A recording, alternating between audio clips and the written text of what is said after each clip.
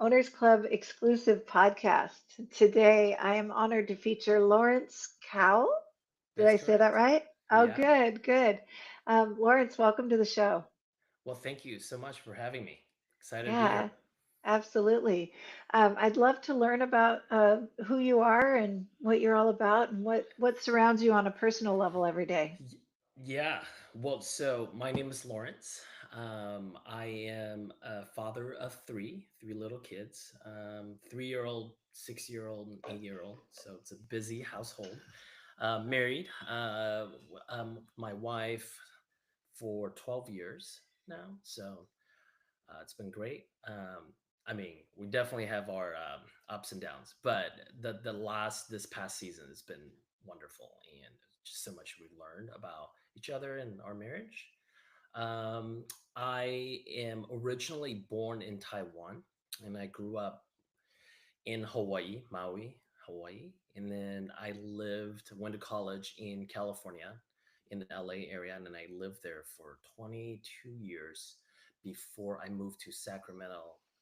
That's where I live now, about 5 years ago during COVID, and probably can lead into why, because most people are like, why did you move? LA is a great place. So my background was I started off my career was mostly in fix and flip. I actually did a lot of fix and flip, especially during 2009 to 2013. It's really, I call it the golden era of fix and flip. The market kind of tanked, and I was at Bakersfield. It's like another city outside of LA by 2 hours, and I started buying trustee sales. These are courthouse steps and buying properties there.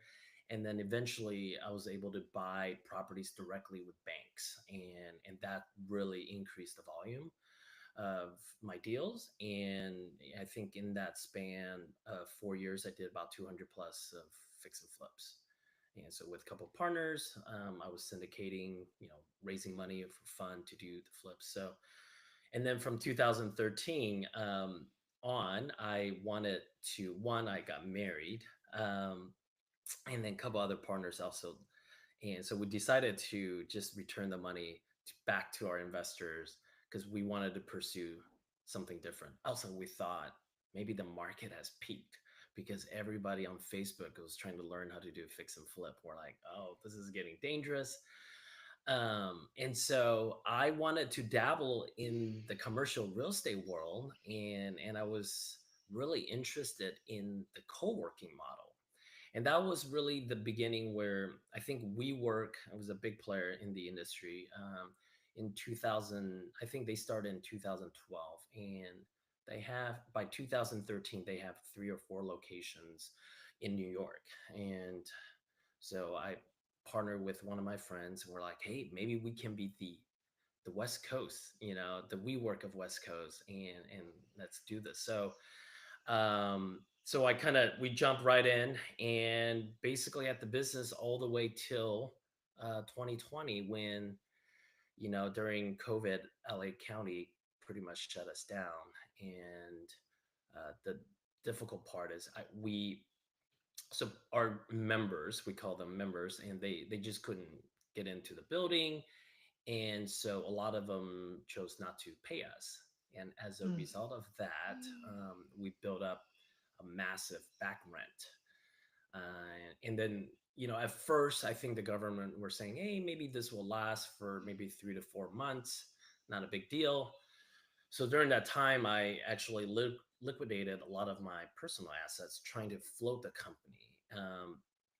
And so, by the way, my spaces or they're like 40,000 square feet, 60,000 square feet, like really large locations. So the rents were really expensive. And so I was floating the company for a couple of months. And then I think by July, I realized, all right, this is not going to open up. I think it's going to get worse. And then by November, um, I made a decision because at that point, I think we have built up about $2.3 million in back rent. Oh, And then we were like, I was thinking, okay, this is going to continue on. we're gonna have 3 millions by like early spring the following year. I was doing the numbers, so like we would just never make any money, even if everything's goes well in the future. We'll literally work for nothing. Mm. So I had that time had a very difficult conversation with the landlord and say, "Hey, I think we're gonna close shop here. It's not gonna work out. We still don't know when this is gonna open up, and so what are some options?" And he was like, "Well, you owe me several $1 million in back rent. You have to pay that. And by the way, don't forget, Lawrence, in 2019, you signed another 10-year lease on these Oh, locations. So, and you personally guarantee it." So I said, yes, I'm well aware of that. I mean, I told him that, look, you could certainly, file a lawsuit against me, and then I will inevitably have to file personal bankruptcy because the remaining lease is about $22 million for that since mm. I signed. And so I said, I don't think it's wise to sue me because the only people that are going to win are the attorneys, and they're going to get the fees, and none of us going to get anything.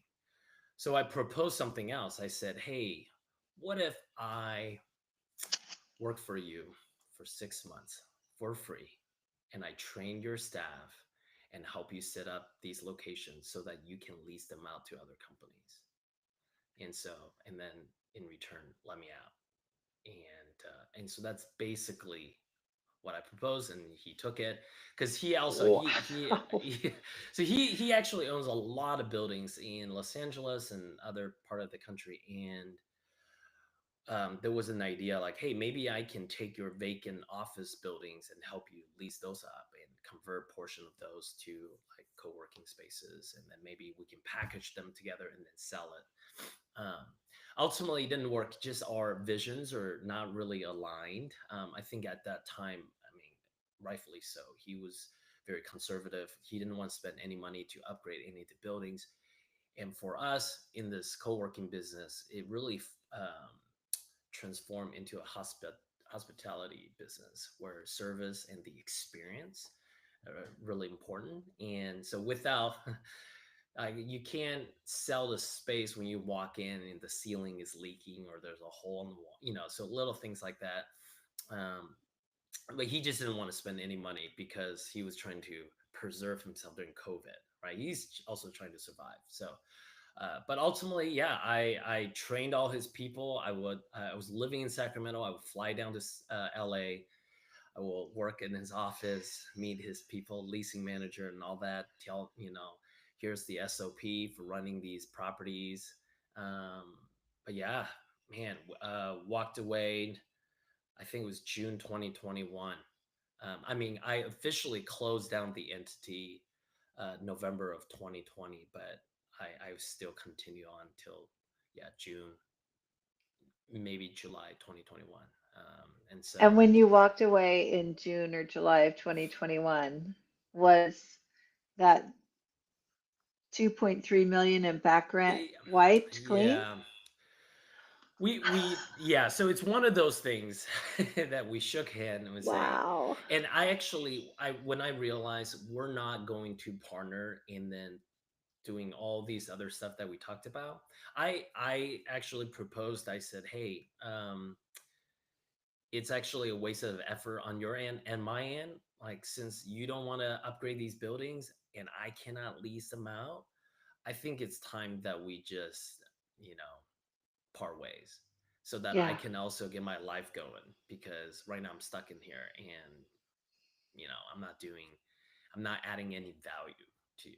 And so I think he was appreciated that I actually kind of suggested that before he suggested, hey, Lawrence, maybe we shouldn't do this anymore. Yeah. And so after that we parted ways. And it was, this is the part where I would never like recommend anyone to do, but I mean, there's not like an official signing where like, hey, your 2.3 million back rent is wiped away, your existing lease. It was more like, all right, thank you for your service. I appreciate it. And that's it. I And said, it just went okay. away. It just It's poof yeah. into the ether. There's I remember um I shook his hand. I gave him a handshake and I just look into his eyes like, hey, thank you.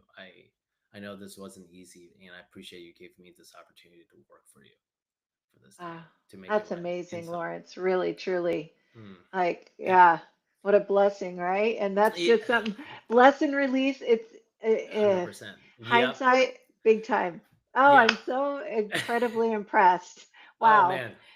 It was Kathy. It was a tough time. It was one of the hardest times of my life where I learned I did pretty well for myself during the golden era of fix and flip, and I invested a lot of my own money into this co-working business, and in the process, I lost it all. Mm, So it was a complete yeah, I was completely wiped out. And I had to move to Sacramento because my in-laws lived in Sacramento. And I sold my house in LA. I have nowhere to go. So I had to move in with my in-laws for about 2.5 years. And yeah, I've been living up by myself since I was 16. So it was a very humbling experience. And, yeah, and I'm so grateful for my in-laws. I mean, I love them, and so we have a great relationship. But it was challenging, just like kind of go for my own with my family and then move under someone else's roof. yeah. Yeah, Well, I'm a fan of history yeah, and the great people that I know in history oftentimes went to great heights and then low lows and then rebuilt again bigger and yeah, better the next time. And I yeah. just feel like you're on that upswing. Tell me Oh, come about on. Owners Club and how Yeah, you came. thank I you. mean, you're Yeah, an Owners Club, right? yeah. Like I am. that's I am. that's the top echelon, right, of Pace Ye- Morby's ye- communities and Yeah. what do they say for the oh gosh, I just totally blanked on our own motto. For the ambitious, only for the For the ambitious, right? ambitious. So Yeah, tell that's me, good. what are your ambitions? Where do you see Yeah. yourself going with Owners Club? Well, let me share a little bit of backstory about, Sure. so I actually joined Sub 2 in 2020, November 2020. And it was a really interesting thing because I was researching, is it possible to purchase real estate without credit? Because I was thinking might have to file bankruptcy. Uh-huh. And I was like, how do I tell my wife that we're not able to buy a house ever again? Right. So Uh, I was thinking, and then when I was doing that research, and then pace was kind of on the rise during that time. It was the beginning. I was 2020 and about sub two, and I was like, wait, subject two, wait, there's a way to buy properties without using your own credit, and so that's kind of how I joined sub two, and then I didn't really get involved with sub two for many years, and partly because mentally I was not ready. mm, I had just gone through it was just a hard season. I was not ready to jump back in because I need to get my mind right, my heart right. And then it was also a hard time for my marriage. And so basically everything kind of collapsed all at the same time, right? And so I had to reset this foundation before I can go again. And so I joined Owners Club because of the last Squat Summit. And I was very fortunate where I live now. I live in Folsom, California, just 20 minutes east of Sacramento. One of my mm-hmm. neighbors is actually Owners Club member, Art, and so we were talking about real estate investment just randomly, and I realized he's like, oh yeah, I'm in this group, I'm in Gator sub two. I was like, wait, you're in sub two? I'm in sub two. And so we started. I was like, wow, that's amazing, what a small world. And then he reached out to me. He said, hey Lawrence, would you I have an extra ticket to go to the SWAT summit, would you want to go? I was like, well, I wasn't planning on it, but yeah, like sounds awesome. Let's do it. And that's how I ended up at Squat Summit. And man, what a gift that Art gave me. I was so grateful because I went there and I was listening. I remember sitting in. the auditorium, and and Pace was going through why people should join Owners Club, and I was so convicted because I was like, I need to run with people like him and the group from Owners Club, because they just operate at this high level where I used to, like, I just thrive in that environment. I feed off people's energy from that environment. I feed off, Yeah. the challenges that people are facing from that caliber of people. And so I was so convicted that literally felt like I heard a voice say, go to the back and sign up right now.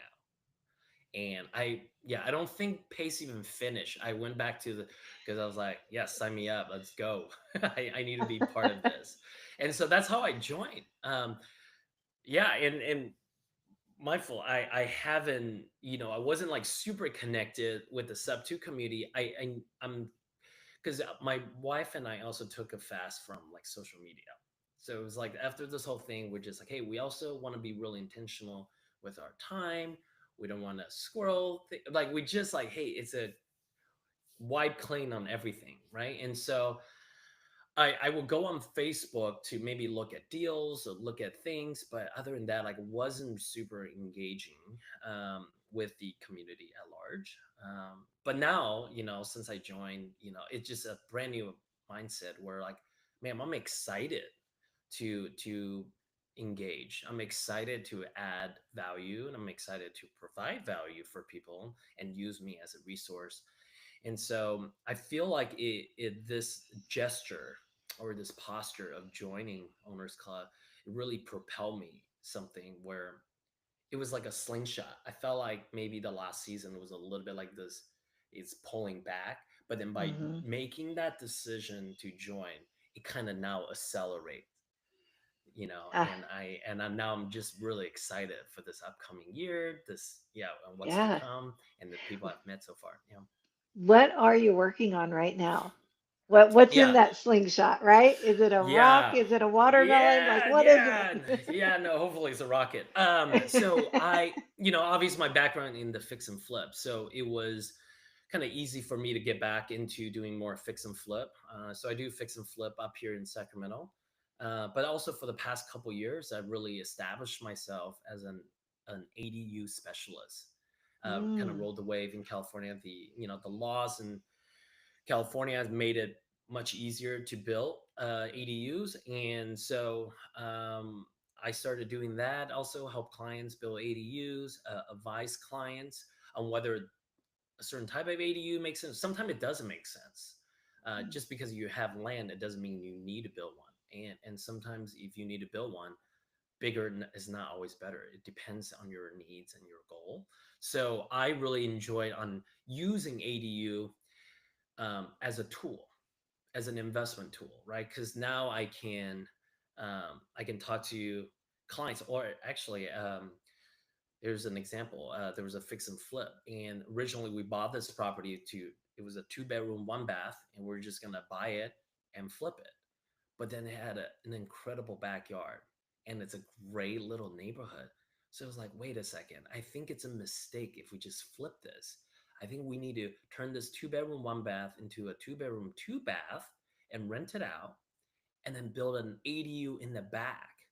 And when we start doing the numbers, it's like, wow, we actually almost achieved the 1% rule, kind of from the Bird method in California, hmm. right? Which is really rare because generally you don't have the cash flow. You just have the appreciation. But now through ADU, it's possible to enjoy the best of both worlds. Yeah.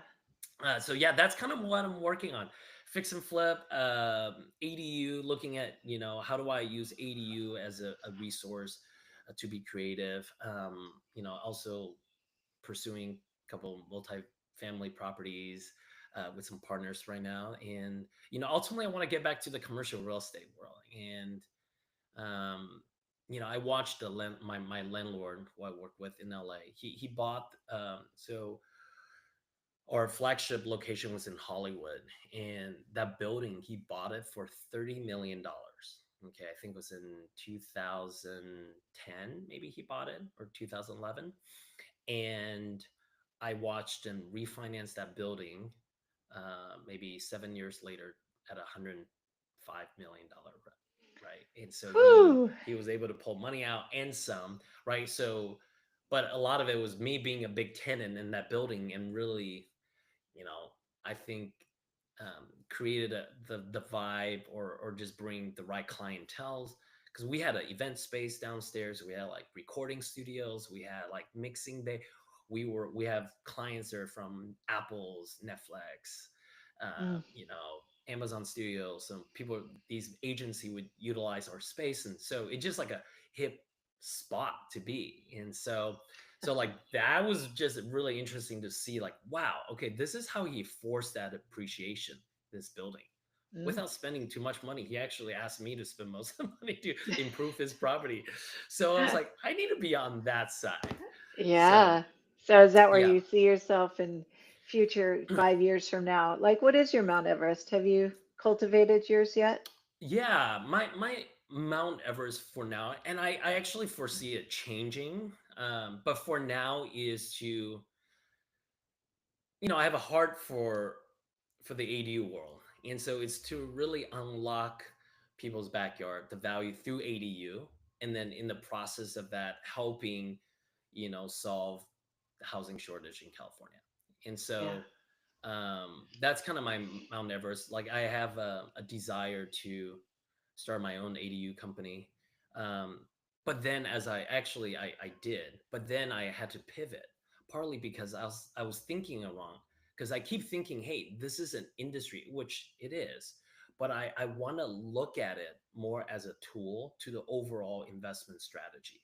It was just like when I was in the co-working world, and part of the reason why I think I didn't survive. I mean, other than COVID, was also I keep saying the co-working world is its own industry, but in reality, it's most powerful when a landlord utilizes it as a tool.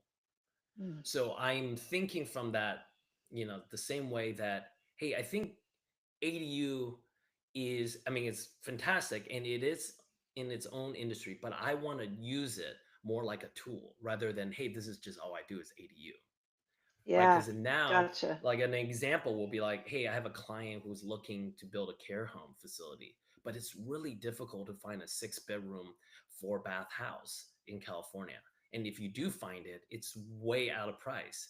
So he's like, Mm. I have this challenge, I can't do it. I said, well, what if we buy something that's a 3 bedroom, 2 bath, and then build an attached EDU? That's another 3 bedroom, 2 bath. Now you have 6 bedroom, 4 bath, right? So Yeah. now we can utilize that tool to accomplish something. And so that's interesting to me, right? I want to look at Hmm.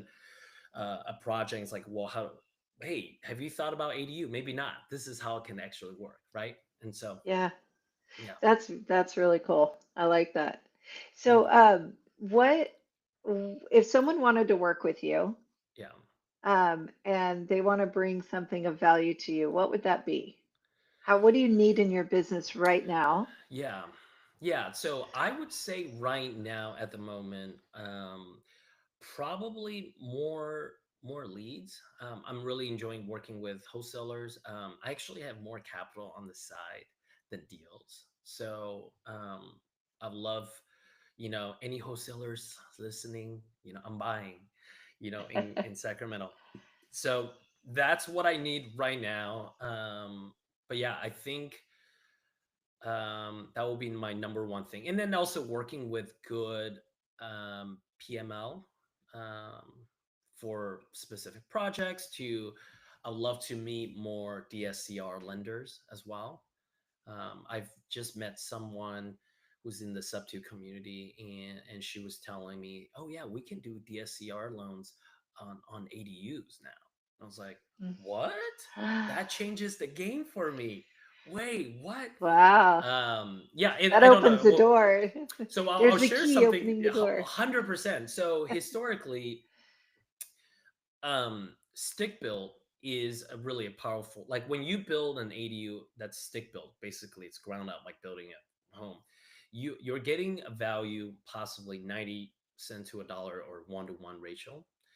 But if you build an ADU through like a prefab method or like it's considered like manufacturing, then you're getting a maybe 60% or 70% of value, right? So a lot of times my clients will ask me, well, should I do it through prefab or should I do a stick build? I said, well, what's your goal? It's like, well, I want to refinance maybe in 3 years, 5 years, or I want to sell it in 5 years. I was like, okay, well, in that case, you go stick build because you're getting greater value and it's going to appreciate faster, right? But if you just care, you own a 20-acre land and you're doing this just purely for cash flow, you're never going to sell the property, then build it as cheaply as possible, right? And then you're getting that cash flow. Well, with DSCR, it really changes the game because DSCR really only looking at the income of the asset, doesn't really look at the value of the asset. So now I can go towards prefab. Now I can build it as cheaply as I can, and it will still bring me the same cash flow, right? And so that's why it really changes the game because you know, for a 750 square foot ADU that's 2 bedroom, 2 bath, it might cost me $180,000 all in. But if I do it for prefab, I could maybe get it done in like 120 to 130, right? And so there's a lot of value by doing it more efficiently and faster, right? And so so that's why having a DSCR lenders that knows what's going on, especially in the ADU world, I mean, it really unlocks a lot of possibilities for Awesome. Yeah, that's me. Yeah. fantastic. Um, all right. Well, Yeah. if someone wants to reach out to you, what's your favorite form of contact? How should they reach you? Yeah, I would say through my email. It's Lawrence, LAWRENCE at Domo Built. That's DOMOBUILT.com. And yeah, that will be the best way to reach me first. Super. I think Yeah, we're gonna fill your inbox when this let's do goes it. live. Actually, we are live. Okay, yeah, perfect. Yeah, but on the recording we have it all locked in. Thank you so much for your time today. That was Of such a course. great time walking that journey with you, and Yeah, you know, yeah, and my heart goes out to you for that hard time that you went through, and bless you and your family. You survived it. yeah. Your wife is there and by your side, and that's really beautiful. Yeah, no, So, she's a superstar, and there's kind of going back to what you said earlier about I think there's a quote that I love. It's the depth of your struggle determines the height of your success, and often oof, I grab onto that, right, and say, hey man, I've gone through some pretty bad stuff, but yeah, it's going to right take me to yeah, a higher height. So I'm excited for that. absolutely. You're almost reborn through the Yeah, chaos, and you become stronger and more resilient for it. So, yeah, yeah, my yeah. hat's off to you, Lawrence. Well, thank you, Kathy. Yeah. Thank you for being Yeah, on the show. of course. Yeah. Well, All right, everybody. You okay. heard it. Everybody reach out to Lawrence. Send him an email, DSCR lenders and wholesalers. Yeah, Let's get some deal flow going, let's right? do it. Yeah, All that's right. right. All right. Bye. All right.